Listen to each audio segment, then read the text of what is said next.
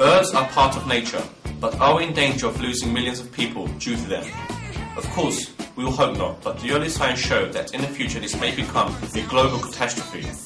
So what is bird flu and where did it all start?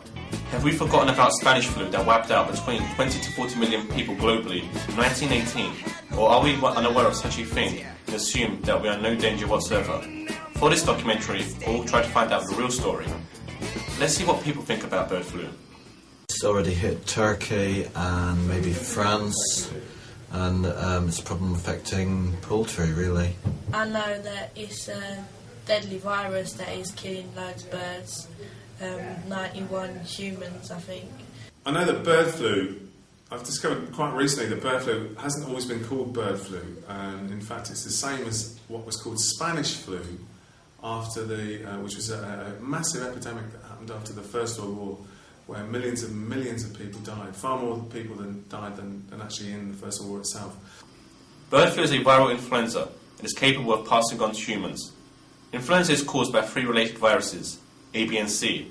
A viruses come from waterfowl, mainly ducks, and can spread to humans.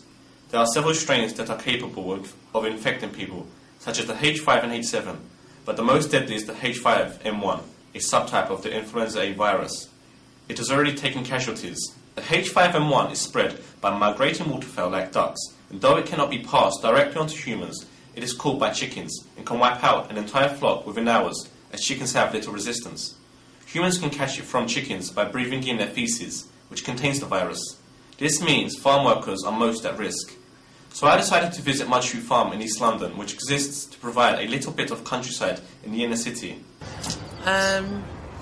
For me, being a worker on the farm and working around the farm and the children, I think it needs to be really desperate before we actually took action, because it does tend to be blown all out of proportion, the bird flu. Yeah.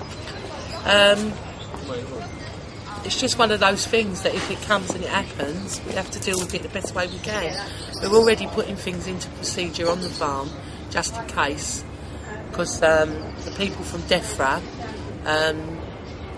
will inform us and ask us when we need to put things seriously in place if it gets serious.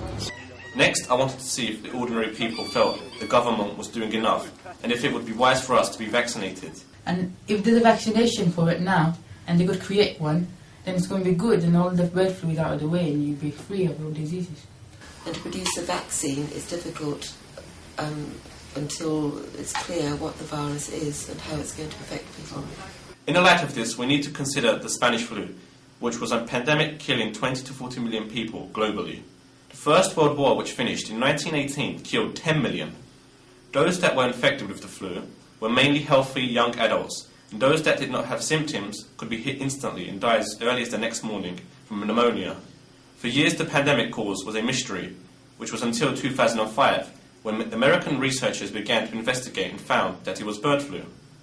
So there we have it, the story of bird flu. Though at the moment it is not as serious as what the Spanish flu was, we should always keep a close eye on the latest development of bird flu. Chief Medical Officer Sir Liam Donaldson has pointed out that bird flu may in future mutate into a form that is capable of killing 50,000 Britons.